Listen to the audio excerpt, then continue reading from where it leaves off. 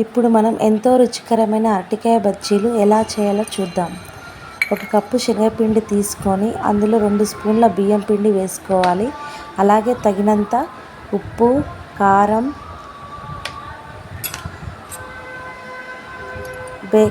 వంట సోడా, ఓమ, ధనియాల పొడి, పసుపు వేసుకొని నీళ్లు పోసుకొని కలుపుకోవాలి.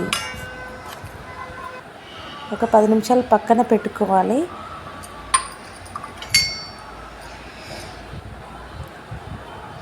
అరటికాయ తీసుకొని సన్నగా ముక్కలు కోసి పెట్టుకోవాలి. ఆయిల్ వేడెక్కాక అందులో ఈ అరటికాయ ముక్కల్ని ముంచి డీప్ ఫ్రై చేసుకోవాలి.